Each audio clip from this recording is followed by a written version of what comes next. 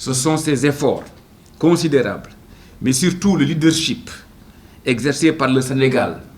en matière d'ouverture des industries extractives qui justifient les choix portés sur notre pays à participer à ce programme mondial appelé Opening Extractive, visant à transformer la disponibilité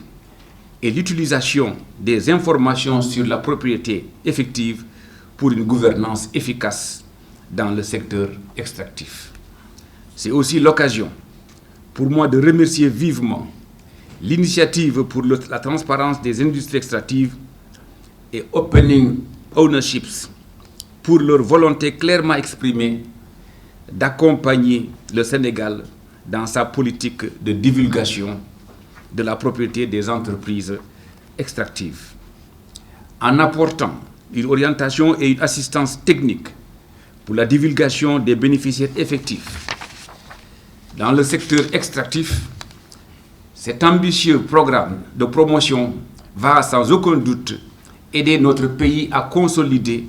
les acquis nés de la mise en œuvre de l'ITIE, à maximiser les impacts économiques et sociaux des activités pétrolières, gazières et minières, et surtout à répondre à l'engagement pris au niveau international consistant à gérer l'industrie extractive sous le sceau de la transparence et de la bonne gouvernance.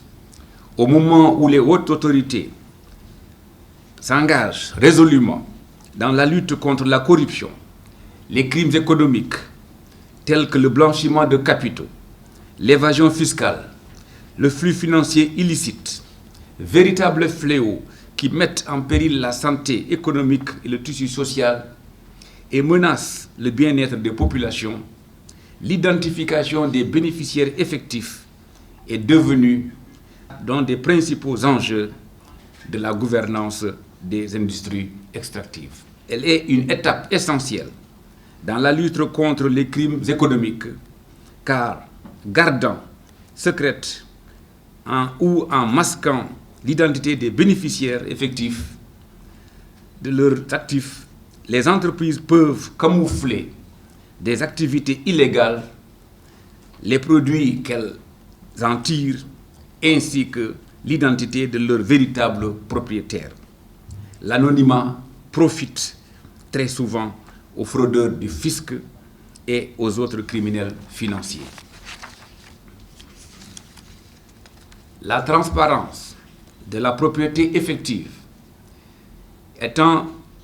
un domaine relativement nouveau, les parties prenantes sont appelées déjà à réfléchir sur quels renseignements personnels qui devraient être rendus publics. La divulgation et la publication des informations sur les bénéficiaires effectifs doivent se faire dans l'intérêt général et dans le respect de la réglementation sur la protection de la vie privée des assujettis.